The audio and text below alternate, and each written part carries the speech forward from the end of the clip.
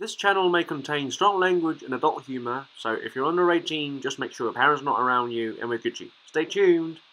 3, 2, 1. Wow, you're telling me about this. Hello everyone and welcome back to my extravaganza. I'm Freddy. What I'm going to talk about in this video is Cockney rhyming slang. You know my name. You know my name. So, what exactly is Cockney rhyming slang? I have slightly introduced Cockney accent in my previous video.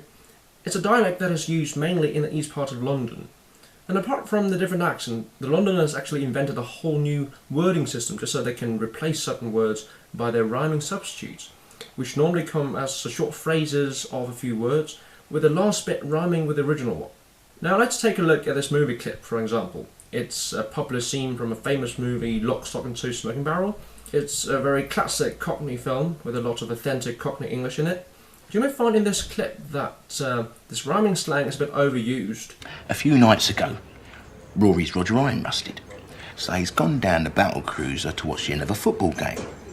No one's watching the custard, so he switches the channel over. A fat geezer's north opens, and he wanders up and turns the lizer over. Now fuck off and watch it somewhere else. Rory knows claret is imminent, but he doesn't want to miss the end of the game.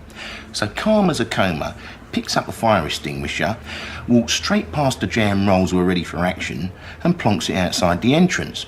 He then orders an Aristotle of the most ping-pong tiddly in the nuclear sub, and switches back to his footer. Alright, that's enough of that. I know the earlier ones, it's alright, you can vaguely make sense out of those, but the last bit is the most confusing. He then ordered an Aristotle of the most ping-pong tiddly in the nuclear sub. Well, that doesn't quite add up. It doesn't really make much sense, does it? I mean, Aristotle, ping pong, and nuclear sub. If looking up the dictionary, you'll find that they make absolutely no sense whatsoever. It's completely, utterly gibberish. And that is because there are 4 rhyming slangs taking the places of the words that are supposed to be there. First one, Aristotle, which is the Cockney rhyming slang for bottle. The second one, ping pong, which is the Cockney rhyming slang for strong. Third one, tiddly.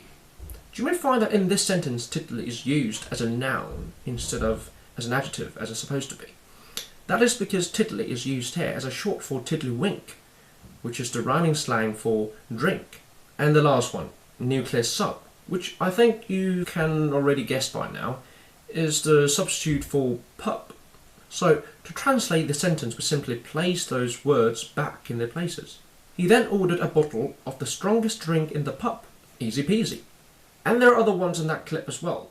Rory's telly busted. That's what he meant. But instead of saying telly, he said Roger, which is short for Roger Melly. It's the rhyming slang for telly. And instead of saying busted, he had to say iron rusted, which is the rhyming slang for busted. And as a result, the sentence has become Rory's Roger iron rusted. Well, I'd say it's slightly different, wouldn't you? And following that, he used battle cruiser for boozer. He used custard, which is short for custard and jelly, to replace telly. No one's watching the custard, so he switched channel. North, short for north and south. He used that to replace mouth.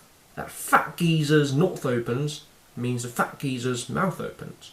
And Liza is short for Liza Minnelli, which is also the rhyming slang for telly. He turns the Liza over, means he turns the telly over, he changed the channel. And jam rolls, which is less polite, he used it to replace arsehole. So as you can see, there are many phrases out there that can be used to replace the same word, but not any rhyming phrase can be used as a rhyming slang. It has to be well established, widely spread and adopted. You cannot go on your own whim.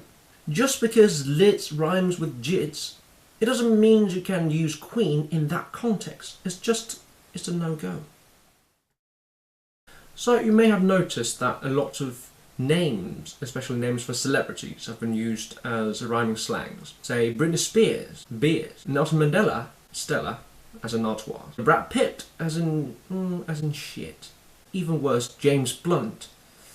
Well, you can guess.